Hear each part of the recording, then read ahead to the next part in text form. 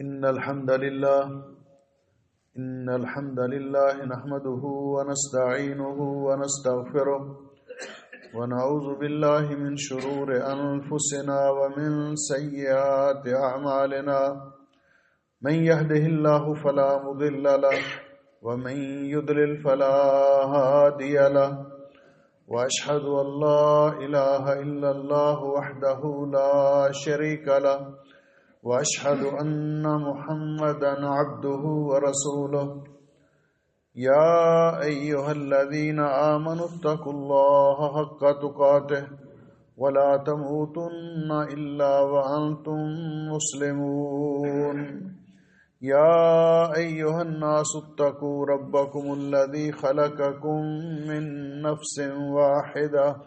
وخلق منها زوجها وبث منهما رجالا كثيرا ونساء واتقوا الله الذي تساءلون به والأرحام إن الله كان عليكم رقيبا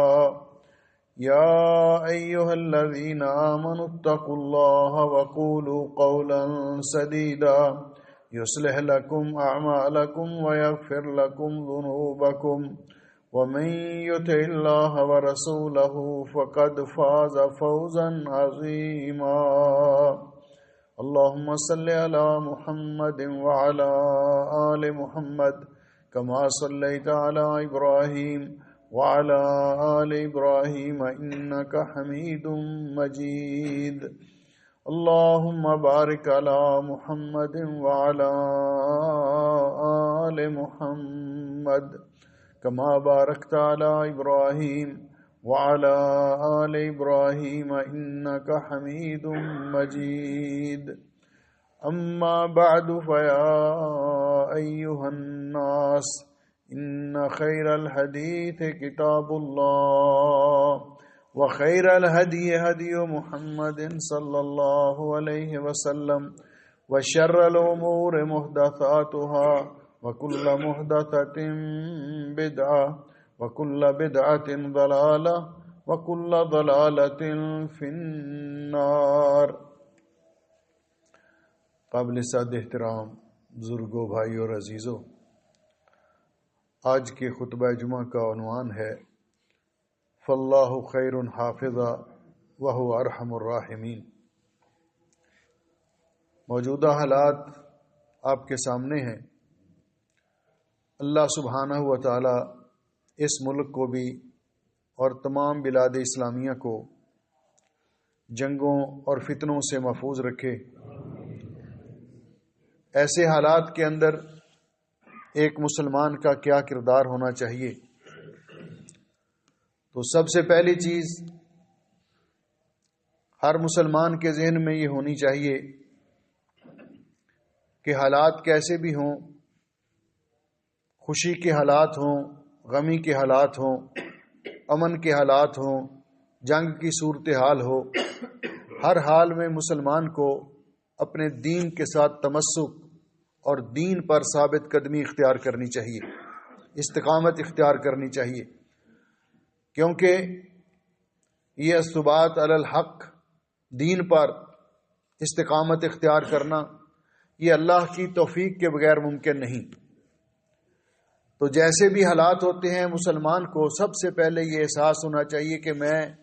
مسلمان ہوں، میں دین اسلام کا پابند ہوں.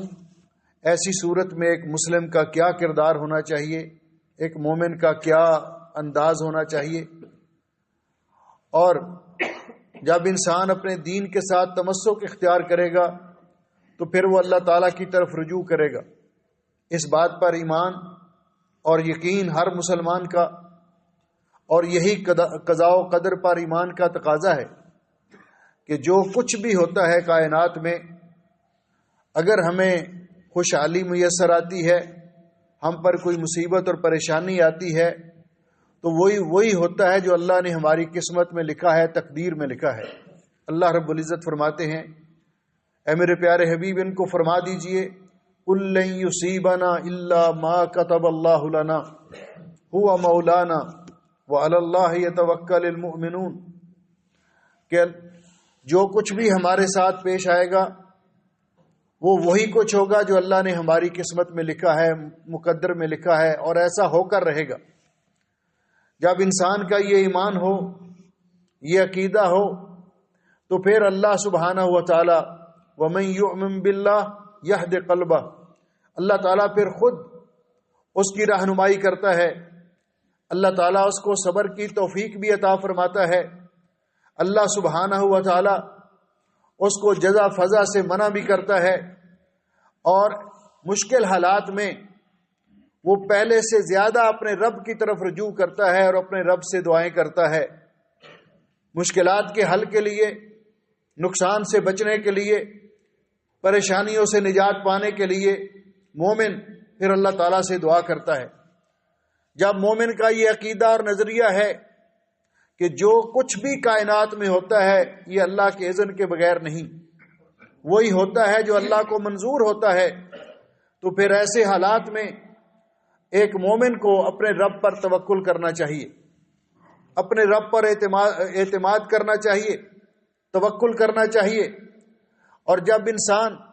اللہ تعالیٰ پر توکل کرتا ہے تو دنیا کے غم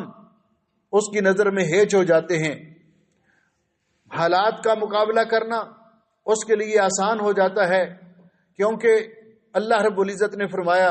وَمَن يَتَوَكَّلْ عَلَى اللَّهِ فَهُوَ حَسْبُهُ، مَن يَتَوَكَّلْ عَلَى اللَّهِ فَهُوَ حَسْبُهُ، جو شخص اللہ پر توکل کرتا ہے، اعتماد کرتا ہے، اللہ تعالیٰ اس کے لیے کافی ہو جاتا ہے۔ اللہ تعالیٰ اس کو پریشانیوں سے بچا لیتا ہے، اللہ تعالیٰ اس کو نقصانات سے بچا لیتا ہے، اللہ سبحانہ و تعالیٰ خود اس کی حفاظت کرتا ہے۔ یہی معنی ہے فَاللَّهُ خَيْرٌ حَافِظًا، اللہ تعالیٰ ہی سب سے بہتر حفاظت کرنے والا ہے۔ وَهُوَ أَرْحَمُ الرَّاحِمِينَ، اور وہ سب سے زیادہ رحم کرنے والا ہے، اپنے بندوں پر مہربان ہے، ارحم الراحمین ہے۔ تو جب انسان یہ خطوات، یہ سٹیپس اختیار کرے گا، یہ چیزیں ان پر اعتماد اور یقین رکھے گا اور اللہ تعالیٰ پر توکل کرے گا، تو پھر مومن کے لیے ایک بات یہ بھی ضروری ہو جاتی ہے کہ مومن ایسے حالات میں آپس میں اتفاق و اتحاد کا مظاہرہ کرتے ہیں۔ انتشار، تفرقہ، آپس میں شکر رنجیاں، یہ ایک امت کو کمزور کر دیتی ہیں۔ تو مسلمان ایسے حالات میں متحد ہوتے ہیں، اور پھر مسلمان اس کا رویہ یہ بھی ہوتا ہے ایسے حالات میں جب پریشانی ہو، مصائب اور مشکلات ہوں، تو مومن شائعات سے، افواہیں پھیلانے سے، جھوٹی خبریں نشر کرنے سے، لوگوں میں بددلی اور خوف و ہراس پھیلانے سے اور لوگوں کے اندر سنسنی پھیلانے سے گریز کرتا ہے، تاکہ لوگوں کی معنویت وہ گر نہ جائے، لوگوں کی معنویت بلند رہے، اللہ تعالیٰ پر ان کا ایمان مضبوط رہے۔ اگر کوئی ایسی بات ہوتی بھی ہے تو اللہ رب العزت فرماتے ہیں کہ جب ان کے پاس کوئی خبر آتی ہے امن کی یا خوف کی، تو وہ فوراً اس کو نشر نہیں کر دیتے۔ وہ ذمہ دار لوگ، عقلاء، دانش مند لوگ اپنے سربراہ ان کی طرف لوٹاتے ہیں۔ وہ اگر مناسب سمجھیں کہ یہ خبر بیان کرنا مناسب ہے، حکمت کا تقاضا ہے، تو وہ کر دیتے ہیں۔ نہ اس کو نشر کرنا چاہیں تو حکمت کا تقاضا ہے، وہ نہ نشر کرنا بہتر ہوتا ہے۔ اس لیے مومن اس کو چاہیے کہ ہر سنی سنائی بات یا اپنی طرف سے بنا کر پہلے ہی خوف کے سائے جب مسلط ہوں، لوگوں کو اور زیادہ پریشان کرنا یہ مسلمان کا شیوا نہیں ہے۔ اس لیے مسلمان کو ایسی باتوں سے بھی گریز کرنا چاہیے کہ وہ کسی بات کو معمولی ہو اور بڑھا چڑھا کر بیان کرے، اپنی طرف سے مسالے لگا کر بیان کرے، تو اس میں کیا ہوگا؟ اس میں سوائے نقصان کے اور پریشانی کے کچھ حاصل نہیں ہوگا۔ اس لیے ایسے حالات میں ایک مومن کا یہ بھی کردار ہونا چاہیے، اور ایسے حالات کے اندر ایک مومن کا یہ بھی کردار ہونا چاہیے کہ ریاست لوگوں کی جان و مال کے تحفظ کے لیے جو قانون وضع کرے، جو شیڈول بنائے، جو ہدایات جاری کرے، جو پروگرام اپنے مواطنین کو دے، اس پروگرام کو فالو کرنا چاہیے، کیونکہ وہ سب کچھ ریاست، سربراہ ریاست اور امن نافذ قائم کرنے والے ادارے جو کچھ بھی کرتے ہیں لوگوں کے جان اور مال کے تحفظ کے لیے کرتے ہیں، بہتری کے لیے کرتے ہیں۔ اس لیے ان سے اختلاف کرنا، ان کے بنائے ہوئے ضوابط کی مخالفت کرنا، یہ خود اپنے آپ کو نقصان میں مبتلا کرنے کے مترادف ہے۔ اس لیے کہ اللہ رب العزت فرماتے ہیں، یا ایھا الذین آمنوا، اے ایمان والو، اور اللہ سبحانہ و تعالی نے حکم دیا سب کو، اطیعوا اللہ و اطیعوا الرسول و اولی الامر منکم، اللہ تعالیٰ کی اطاعت کرو، اللہ کے رسول کی اطاعت کرو، اور ان کی اطاعت کے تابع اپنے اولی الامر جو آپ کے حکمران ہیں، سربراہ ہیں، آپ کی مصلحت کے لیے جو قانون بنائیں، نظام بنائیں، اس کو فالو کرو، اس کی اتباع کرو۔ اور اسی طرح اس کے ساتھ ساتھ یہ بھی ضروری ہے کہ اگر امن قائم کرنے کی خاطر جہات امنیہ نے ایک نظام بنایا ہے کہ کسی شخص کے لیے یہ جائز نہیں، درست نہیں، الاؤ نہیں اس کے لیے کہ وہ موجودہ کہیں سے کوئی میزائل آتا دیکھے، کوئی ڈرون آتا دیکھے، اس کی تصویریں بنا کے سوشل میڈیا پہ یا دوسرے لوگوں کو بھیجے، اس کی اجازت نہیں ہے۔ اس کی مخالفت کر کے بھی ایک تو ریاست نے جو پروگرام بنایا ہے اس کی مخالفت ہوگی، اور دوسرا جو ایسے کرے گا وہ اپنا ہی نقصان کرے گا، اور یہ حکمت اور دانائی کا تقاضا بھی نہیں ہے۔ مسلمان کو ایسے حالات میں حکمت اور دانائی سے کام لینا چاہیے، اور اس کے ساتھ ساتھ اپنے رب پر حسن ظن رکھنا چاہیے، اللہ کا ذکر اور اللہ تعالیٰ سے دعائیں یہ بہت زیادہ کرنی چاہیے کہ اللہ تعالیٰ ہمیں ہر قسم کی پریشانی، شر، فتنے، جنگ کے دوران نقصانات سے اللہ ہمیں محفوظ فرمائے، اللہ تعالیٰ ہمیں امن عطا فرمائے۔ اس ملک کو بھی اور تمام بلاد اسلامیہ کو یہ اللہ تعالیٰ سے دعا کرنی چاہیے، اور کثرت کے ساتھ اللہ کا ذکر کرنا چاہیے۔ حضرت ابو ہریرہ رضی اللہ تعالیٰ عنہ فرماتے ہیں کہ رسول اکرم صلی اللہ علیہ وسلم نے فرمایا، اللہ تعالیٰ فرماتے ہیں، انا عند ظن عبدی بی، میرا بندہ میرے بارے میں جیسا گمان رکھے گا میں اس کے ساتھ وہی سلوک کروں گا۔ وَأَنَا مَعَهُ إِذَا ذَكَرَنِي، میرا بندہ جب مجھے ذکر کرے گا، کثرت کے ساتھ مجھے یاد کرے گا، میں اس کے ساتھ ہوں، میں اس کے ساتھ ہوں، میں اس کا ساتھ دیتا ہوں۔ اور خود اللہ رب العزت فرماتے، فَاذْكُرُونِي أَذْكُرْكُمْ، تم مجھے یاد کرو میں تمہیں یاد کروں گا۔ اور پھر ایسے حالات کے اندر خود بھی صبر کرنا چاہیے، دوسروں کو بھی صبر کی تلقین کرنی چاہیے۔ اللہ رب العزت فرماتے ہیں، یا ایھا الذین آمنوا، یا ایھا الذین آمنوا اتقوا اللہ فاصبروا وصابروا ورابطوا، اے ایمان والو اللہ سے ڈرو، ایسے مشکل حالات میں خود بھی صبر کرو، دوسروں کو صبر کی تلقین کرو، ورابطوا، اور وہ لوگ جو ملک کے دفاع کے لیے، لوگوں کے تحفظ کے لیے رات دن الرٹ ہیں، پہرا دے رہے ہیں، اپنی ڈیوٹیوں پہ قائم ہیں، ان کے لیے دعا کرو کہ اللہ ان کو استقامت عطا فرمائے، اللہ تعالیٰ ان کو کامیاب کرے کہ وہ امن قائم کرنے میں، اپنے ملک کی حفاظت میں کامیاب ہو، اللہ ان کی مدد کرے۔ کیونکہ یہ اپنے ملک کی حفاظت کرنا، مسلمانوں کی حفاظت کرنا، یہ اتنا بڑا اجر ہے کہ رسول اکرم صلی اللہ علیہ وسلم نے فرمایا، رباط یوم و لیلۃ خیر من الدنیا وما علیہا، ایک رات، ایک دن ایسی ڈیوٹی ادا کرنا مرابط بن کے، یہ دنیا اور دنیا کی تمام دولتوں سے بہتر ہے۔ اس لیے دعا بھی کرنی چاہیے، اور اللہ سبحانہ و تعالیٰ کی طرف زیادہ سے زیادہ رجوع کر کے اللہ تعالیٰ سے التجا کرنی چاہیے کہ اللہ رب العزت ہمیں ایسے حالات سے بچائے، اور اللہ تعالیٰ پوری دنیا میں امن قائم کرے، اس ملک کو بھی، ملک کویت کو بھی، حکومت اور شعب کے طور پر، اور اس یہاں پہ رہنے والے تمام لوگ اور تمام بلاد اسلامیہ کی اللہ تعالیٰ حفاظت فرمائے۔ اللہ تعالیٰ جنگوں سے، پریشانیوں سے ہم سب کی حفاظت کرے، اور اللہ سبحانہ و تعالی ہم سب کو دنیا اور آخرت کی کامیابیاں اور بھلائیاں نصیب کرے۔ اقول قولی ھذا استغفر اللہ لی ولکم ولسائر المسلمین من کل ذنب واتوب الیہ فاستغفروہ انہ ھو الغفور الرحیم۔